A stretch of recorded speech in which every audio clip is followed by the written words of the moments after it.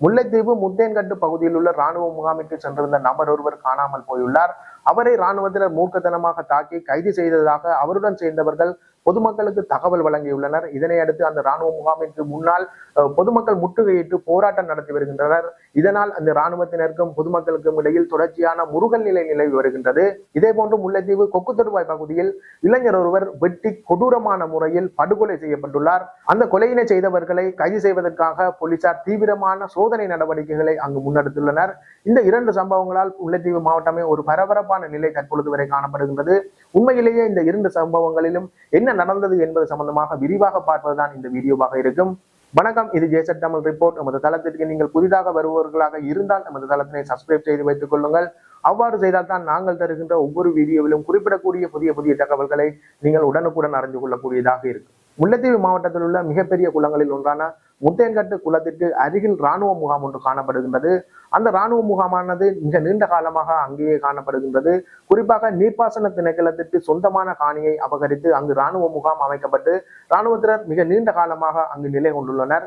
இந்த பகுதிக்கு அருகில் இருப்பதுதான் ஜீவநகர் என்கின்ற ஒரு கிராமமாக உள்ளது. அந்த கிராமத்தில் வசிப்பவர்களுக்கும் இந்த ராணுவ முகாமில் நிலை கொண்டுள்ள ராணுவத்தினருக்கும் தொழில் ரீதியான சில பழக்கங்கள் இருந்து வருகின்றது. குறிப்பாக முத்தியங்கட்டு குளத்தில் மீன்பிடிப்பது சம்பந்தமாகவும் அங்கு நடைபெறுகின்ற வேறு சில தொழில்கள் சம்பந்தமாகவும் இராணுவத்தினருடன் அந்த ஜீவநகர் பகுதியில் உள்ள பொதுமக்களுக்கு சில பழக்கங்கள் இருந்து வந்திருந்தது.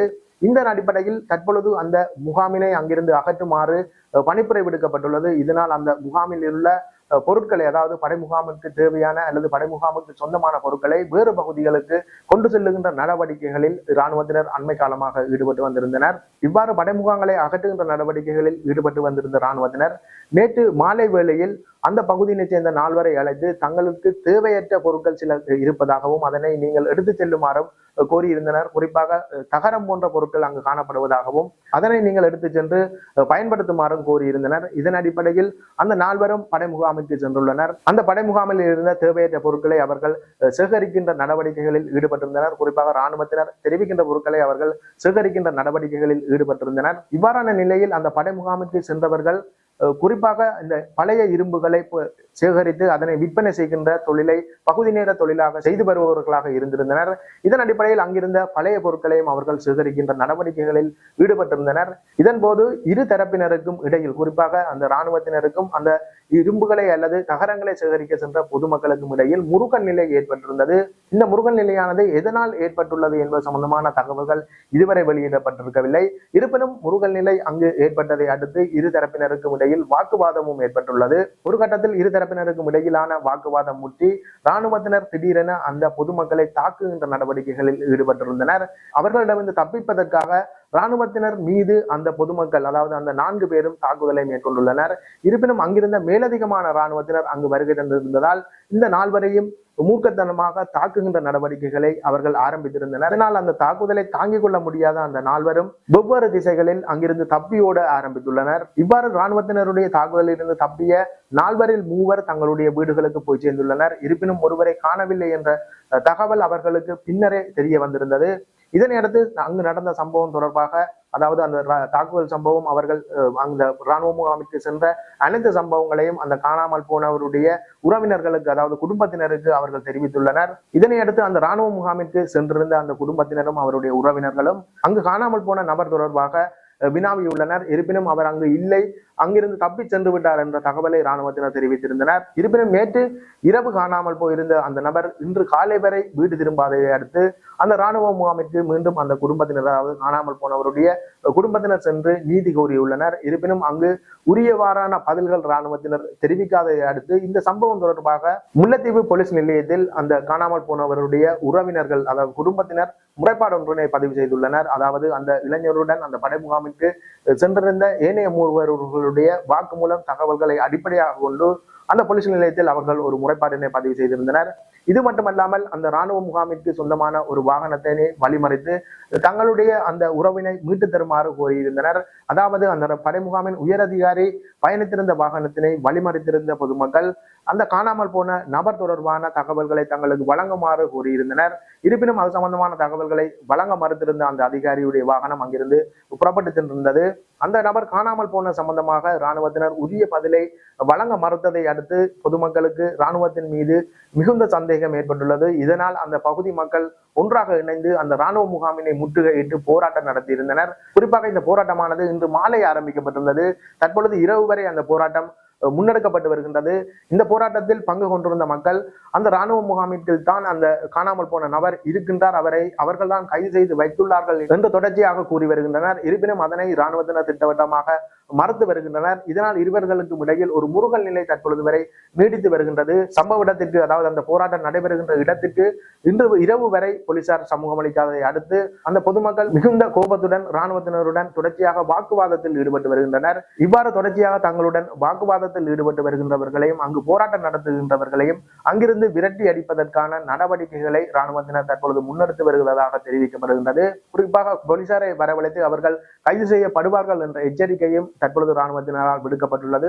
இருப்பினும் அவ்வாறான எச்சரிக்கையினை பொருட்படுத்தாது அங்கு கூடியுள்ள பொதுமக்கள் தொடர்ச்சியான போராட்டத்தினை முன்னெடுத்து வருகின்றனர். அந்த காணாமல் போன நபரை மீட்கும் வகையிலாக அந்த படைமுகாமிற்கு முன்னால் பொதுமக்கள் போராட்டம் நடத்தி வருகின்ற நிலையில் அந்த இளைஞரை தேடுகின்ற நடவடிக்கைகளிலும் அந்த கிராம மக்கள் ஈடுபட்டுள்ளனர். குறிப்பாக அங்குள்ள வனப்பகுதிகளில் அவரை தேடுகின்ற நடவடிக்கைகள் முன்னெடுக்கப்பட்டுள்ளது. இதற்கு மேலாக அந்த படைமுகாம் அமைந்துள்ள ஒரு பகுதியான முத்தியங்கட்டு குளத்திலும் அவரை தேடுகின்ற நடவடிக்கைகள் முன்னெடுக்கப்பட்டிருந்தது. இந்த நடவடிக்கையானது வலைகளை கொண்டு படகுகள் மூலம் தேடுகின்ற நடவடிக்கைகள் முன்னெடுக்கப்பட்டிருந்தது. இருப்பினும் அந்த தேடுதல் நடவடிக்கைகளின் போது அந்த காணாமல் போன நபர் தொடர்பான எந்த விதமான தகவல்களும் இதுவரை கிடைக்கப்பட்டிருக்கவில்லை. இவ்வாறான நிலைதான் அந்த படைமுகாமினை முற்றுகையிட்டு மக்கள் தொடர்ச்சியான போராட்டங்களை நடத்தி வருகின்றனர். இந்த முத்தியன்கட்டு படைமுகாமில் காணாமல் போன நபர் தொடர்பாகவும் அங்கு படைமுகாமினை முற்றுகையிட்டு பொதுமக்கள் நடத்தி வருகின்ற போராட்டம் தொடர்பாகவும் இதுவரையான காலப்பகுதியில் இவ்வாறான தகவல்களே கிடைக்கப்பெற்றதாக இருக்கின்றது. இந்த போராட்டமானது தொடர்ச்சியாக முன்னெடுக்கப்பட்டு வருகின்றது. குறிப்பாக வன்னி மாவட்ட பாராளுமன்ற உறுப்பினரான துரைராஜா ரவிகரனிடம் இது சம்பந்தமாக தெரிவிக்கப்பட்டுள்ளது. சம்பவ இடத்திற்கு அவர் வருகை தர உள்ளதாகவும் அவர் அறிவித்துள்ளார். இவ்வாறான நிலையில் இந்த போராட்டமானது மேலும் பலமாக முன்னெடுக்கப்படும் என்றுதான் கூறப்படுகின்றது. அவ்வாறான தகவல்கள் கிடைக்கப்பெறும் போது அதனை மற்றொரு வீடியோவில் தருகின்றேன். இதே போன்று இந்த முல்லைத்தீவு மாவட்டத்தில் மற்றொரு சம்பவம், அதாவது பதற வைக்கக்கூடிய மற்றொரு சம்பவம் நடந்துள்ளது. அது கொக்குத்தொடுவாய் பகுதியில் தான் நடந்துள்ளது. அதாவது கொக்குத்தொடுவாய் கடலில் மீன்பிடிக்க சென்றிருந்த இளைஞர் ஒருவர் இன்று அதிகாலை சடலமாக மீட்கப்பட்டிருந்தார். இந்த சடலத்தினை கொக்குத்தொடுவாய்க்கு மீன்பிடிக்க சென்ற மற்றொரு மீனவர் அடையாளம் கண்டுள்ளார். இருப்பினும் அந்த பகுதியில் யானைகளுடைய, அதாவது காட்டு யானைகளுடைய நடமாட்டம் அதிகம் இருப்பதனால் அந்த இளைஞரை காட்டு யானை தாக்கிவிட்டதாக நினைத்து அவர் உறவினர்களிடம், அதாவது அவருடைய குடும்பத்தினரிடம் இந்த தகவலை தெரிவித்துள்ளார். சம்பவ இடத்திற்கு குடும்பத்தினரும் ஏனைய மீனவர்களும் சென்று பார்த்தபோது அவரின் உடலில் வெட்டு காயங்கள் காணப்பட்டுள்ளது. இதனை அடுத்து முல்லைத்தீவு போலீசாருக்கு இது சம்பந்தமான தகவல் வழங்கப்பட்டுள்ளது. சம்பவ இடத்துக்கு வந்திருந்த போலீசார் அது சம்பந்தமான விசாரணைகளை மேற்கொண்டதுடன் அங்கு காணப்பட்டிருந்த தடைய பொருட்களையும் அடையாளப்படுத்தியிருந்தனர். இதனையடுத்து இன்று காலை முல்லைத்தீவு மாவட்ட நீதவான் நீதிமன்ற நீதவான் பிரதீபன் சம்பவ இடத்துக்கு வருகை தந்து இது சம்பந்தமான விசாரணைகளை முன்னெடுத்திருந்தார். விசாரணைகளின் பின் கொலை செய்யப்பட்ட இளைஞருடைய சடலம் அங்கிருந்து மீட்கப்பட்டு பிரேத பரிசோதனைகளுக்காக முல்லைத்தீவு மாவட்ட வைத்தியசாலைக்கு அனுப்பி வைக்கப்பட்டுள்ளது. பிரேத பரிசோதனை முடிவின் பின்னர் அந்த சடலத்தினை உறவினர்களிடம் ஒப்படைக்குமாறு நீதவான் ஒரு உத்தரவினை பிறப்பித்துள்ளார். இவ்வாறான நிலையில் அவரை கொலை செய்தது யார் என்பது சம்பந்தமான தேடுதல் நடவடிக்கைகள் முல்லைத்தீவு மாவட்டம் எங்கும் முடுக்கிவிடப்பட்டுள்ளது. குறிப்பாக அந்த இளைஞர் படுகொலை செய்யப்பட்ட இடத்தில் மோப்ப நாய்களை வரவழைத்து விசாரணைகளை போலீசார் ஆரம்பித்திருந்தனர். இதற்கு மேலாக அந்த பகுதியில் கொலையுடன் சம்பந்தப்பட்ட சில தடைய பொருட்களையும் போலீசார் அடையாளப்படுத்தியிருந்தனர். இதன் அடிப்படையில் கைவிரல் அடையாளங்கள் பதிவு செய்யப்படுகின்ற நடவடிக்கைகள் ஆரம்பிக்கப்பட்டுள்ளன. மேலும் இந்த கொலை சம்பவத்தில் ஈடுபட்டவர்களை கைது செய்வதற்கான விசேட குழுக்கள் அமைக்கப்பட்டு முல்லைத்தீவு மாவட்டம் எங்கும் தேடுதல் முன்னெடுக்கப்பட்டு வருகின்றன. இதற்கு மேலாக அந்த இளைஞருடைய கொலைக்கான காரணம் சம்பந்தமான விசாரணைகளையும் போலீசார் முன்னெடுத்து வருகின்றனர். இருப்பினும் இந்த கொலைக்கான காரணம் என்ன என்றும் இந்த கொலையில் ஈடுபட்டவர்கள் தொடர்பிலான தகவல்கள் எதுவும் இன்று இரவு வரை வெளிவரவில்லை. இது சம்பந்தமான தொடர்ச்சியான விசாரணைகளை போலீசார் முன்னெடுத்து வருகின்ற நிலையில் அந்த சந்தேக நபர்கள், அதாவது அந்த கொலையில் ஈடுபட்ட நபர்கள் கைது செய்யப்படுவார்கள் என்று கூறப்படுகின்றது. அவ்வாறான கைதுகள் நடைபெறுகின்ற போதும் இந்த முல்லைத்தீவு முத்தியன்கட்டு பகுதியில் நிலவி வருகின்ற அந்த பதட்டமான சூழ்நிலை சம்பந்தமாகவும் மேலதிக தகவல்கள் ஏதேனும் கிடைக்கப்பெறும் பட்சத்தில் அதை மற்றொரு வீடியோவில் தருகின்றேன். இது போன்ற இன்னும் ஒரு புதிய தகவலுடன் மற்றொரு வீடியோவில் சந்திக்கின்றேன். நன்றி, வணக்கம்.